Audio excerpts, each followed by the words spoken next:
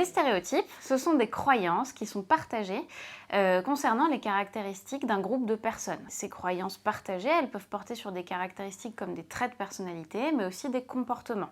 Ça, c'est la définition qui nous vient de Leyen, Cizerbit et Chadron en 1996, qui sont des psychologues sociaux.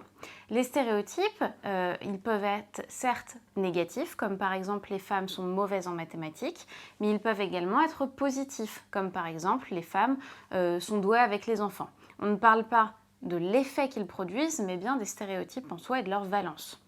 Les stéréotypes, on les acquiert au cours de la socialisation, c'est-à-dire quand on va grandir, on va nous les transmettre, aussi bien nos parents que nos pères, tous les gens qu'on va côtoyer dans notre environnement. Mais ils peuvent aussi résulter de généralisation d'observation, c'est-à-dire que je vais observer qu'une femme que je connais n'est pas bonne en maths, et donc je vais me mettre à penser que c'est le cas de toutes les autres femmes. Ils ont une utilité sociale par ailleurs parce que comme ils sont connus et partagés par tous les membres d'une société, ça fait que tous les membres de cette même société vont voir les choses de la même façon. C'est une des raisons pour lesquelles les stéréotypes se maintiennent. Il y a une autre raison, c'est qu'ils sont très utiles d'un point de vue cognitif. Ils servent à simplifier le monde, qui est très complexe, dans lequel on a énormément d'infos à traiter. Et donc, les stéréotypes, ils vont nous servir à traiter ces informations beaucoup plus rapidement et en faisant beaucoup moins d'efforts.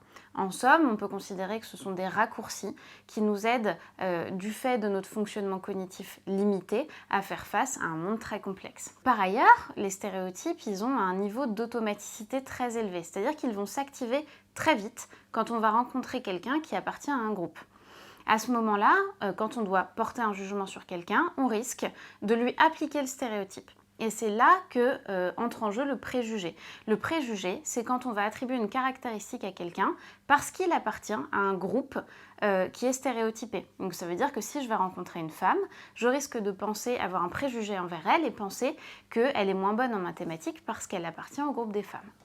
Un préjugé, c'est une disposition à agir défavorablement à l'encontre d'une personne sur la base de son appartenance à un groupe.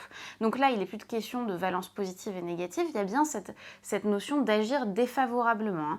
Donc c'est-à-dire que le préjugé va orienter nos comportements et donc bien souvent, le comportement en question, c'est un comportement de discrimination, c'est-à-dire que typiquement, si j'applique le préjugé sur les femmes moins bonnes en mathématiques à une femme que je rencontre, à ce moment-là, je risque de ne pas la recruter parce que justement, elle est une femme.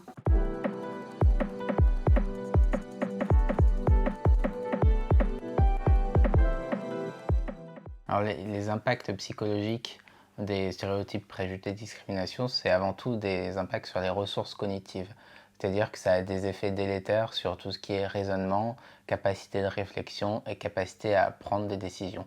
Parce que ça met un stress qui nous empêche de réfléchir au maximum de ce qu'on est capable de faire. Ensuite, ça a des effets négatifs plus ancrés si les stéréotypes ont été internalisés depuis longtemps. Par exemple, si une petite fille, toute son enfance, s'est fait rabâcher qu'elle était nulle en maths parce que c'était une fille, on peut penser que le stéréotype aura été internalisé et donc qu'il est ancré et intégré à sa personnalité. À ce moment-là, le stéréotype, il a des impacts négatifs sur l'estime de soi, sur le sentiment d'auto-efficacité, c'est-à-dire la capacité à gérer une tâche dans le contexte cible du stéréotype. Donc, en l'occurrence ici, on parle des mathématiques. Et ça peut avoir des conséquences sur les choix de vie aussi. C'est-à-dire que cette personne, on peut se demander si elle va choisir une discipline universitaire qui se rapproche des sciences de l'ingénieur, alors qu'elle aura internalisé un stéréotype qui lui amène à penser qu'elle est mauvaise en mathématiques. Et par exemple, si on demande à des étudiants d'université dans des filières scientifiques qui viennent de L au lycée, s'ils se sentent aussi légitimes dans les matières scientifiques que d'étudiants qui viennent de classe S au lycée, on peut s'attendre à observer des conséquences similaires sur l'estime de soi, sur le sentiment d'auto-efficacité et également sur les choix de vie. Donc les stéréotypes ont vraiment des impacts à tous ces niveaux-là.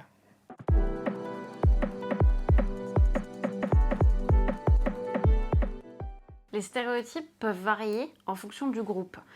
Étant donné qu'ils sont majoritairement sociaux, c'est-à-dire partagés au sein d'un groupe, en fonction des groupes, on va trouver différents stéréotypes. Pour autant, différents groupes peuvent partager un même stéréotype. On peut par exemple penser au stéréotype selon lequel les Français sont sales. Il est partagé à la fois par les Japonais, par les Anglais, par les Américains. Ce sont des groupes qui sont différents mais qui partagent un stéréotype. Pour autant, chacun de ces groupes a des stéréotypes différents sur d'autres choses. Ce qu'il est important de comprendre, c'est que le mécanisme qui entoure le stéréotype, il reste toujours le même. C'est-à-dire que tous les êtres humains ont recours à des stéréotypes. Tous les groupes ont des stéréotypes. C'est le contenu et le groupe qui est ciblé par le stéréotype qui va varier.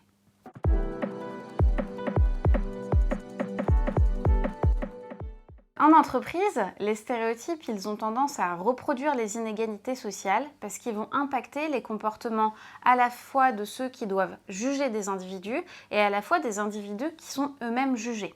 Je m'explique. On a parlé de la discrimination, on va avoir un stéréotype qui va concerner un groupe, on va rencontrer une personne qui appartient à ce groupe et on va donc avoir un préjugé envers cette personne et potentiellement on va être amené à la discriminer sur la base de ce préjugé-là. La discrimination, c'est un comportement qui est négatif et qui est non justifiable envers un individu qui appartient à un autre groupe que le sien. Ça peut se traduire par des comportements qui sont hostiles, donc par exemple par de l'agressivité ou du rejet, mais ça peut aussi se traduire par des choses beaucoup plus discrètes, comme par exemple le fait de détourner le regard, de ne pas répondre à la personne, de ne pas l'embaucher ou de ne pas lui donner une tâche tout simplement. Les stéréotypes, de ce fait-là, ils vont venir légitimiser les inégalités sociales parce qu'ils vont donner l'impression que les différences qu'on va observer en entreprise entre les individus sont légitimes et naturelles. Typiquement, si je pense que les femmes ont tendance à être douces et peu compétentes, alors dans ce cas, il n'y a pas de raison de leur donner des postes à responsabilité. C'est exactement ce fonctionnement-là qui va venir reproduire et perpétuer un système qui est inégalitaire. Et puis d'un autre côté, les stéréotypes vont aussi impacter le comportement de ceux qui sont ciblés par les stéréotypes. Je m'explique, face à une attente, une anticipation des attentes, on peut avoir tendance à adopter des comportements qui vont confirmer le stéréotype sans même s'en rendre compte. C'est-à-dire que c'est pas volontaire. Je sais qu'on attend de moi que, comme je suis une femme, je sois gentille avec les autres, alors je vais avoir tendance à me tourner vers des tâches qui impliquent des comportements prosociaux, par exemple, et moins vers des tâches de mathématiques. Ça s'appelle la prophétie autoréalisatrice et c'est quelque chose qui a beaucoup été étudié, notamment chez les enfants, mais c'est quelque chose qu'on retrouve aussi en entreprise. Et puis par ailleurs, lorsqu'on sait qu'on est la cible d'un stéréotype, on peut craindre de confirmer le stéréotype, aussi bien à nos propres yeux qu'aux yeux des autres. À ce moment-là, on va avoir des émotions négatives, notamment de l'anxiété. Cette anxiété, par le biais de tout un tas de processus, comme par exemple les pensées intrusives ou les attentes négatives de la performance, vont venir diminuer nos capacités en mémoire de travail. C'est-à-dire qu'on va avoir moins de ressources pour réaliser une performance à une tâche. Et comme on va manquer de ressources, et du coup on va confirmer le stéréotype en échouant quelque part. Ça, c'est ce qu'on appelle l'effet de menace du stéréotype, qui est conceptualisé par Steele et Aronson en 1995 et qui a par la suite donné lieu à de très nombreuses recherches.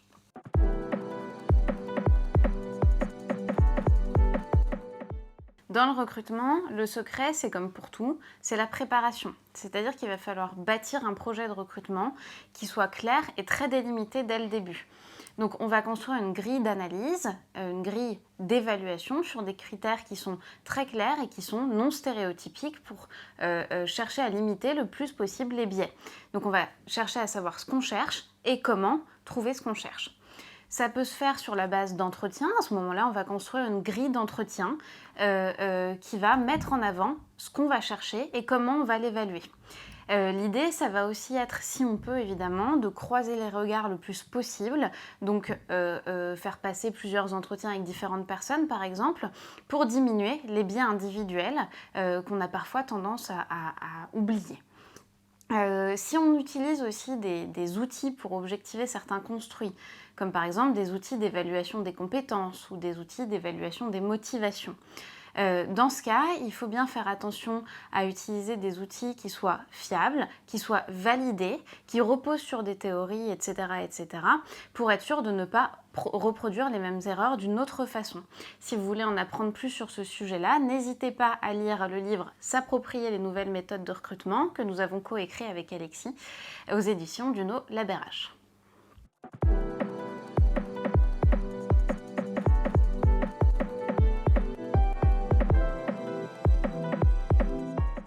Aujourd'hui, il existe encore beaucoup de publicités qui utilisent les stéréotypes, tout simplement parce que les associations stéréotypiques vont faciliter le traitement de l'information, favoriser l'économie cognitive, ce qui va avoir des conséquences positives sur l'appréciation des publicités. Plus précisément, comme on l'a déjà abordé, les stéréotypes vont être des raccourcis qui vont nous donner l'impression de facilement et bien comprendre les situations et le monde. Ils vont favoriser en plus de ça le partage de la perception, c'est-à-dire qu'on va avoir l'impression au sein du groupe de voir les choses de la même façon, et ça c'est très avantageux d'un point de vue social. Et donc parce que ça a des avantages sociaux et cognitifs, on les utilise, ces associations stéréotypiques, dans les publicités, et elles favorisent les attitudes positives envers la publicité qui utilise les stéréotypes et donc envers les produits qui sont ciblés dans la publicité. Mais de ce fait, les publicités, à force de diffuser encore et encore les mêmes stéréotypes, elles vont maintenir les associations stéréotypiques dans notre traitement automatique, dans notre cerveau, dans nos représentations. Et cette répétition, cette omniprésence de ces représentations, elle légitime le système de croyance qui maintient tout un tas d'effets négatifs, dont les discriminations, la menace du stéréotype, etc.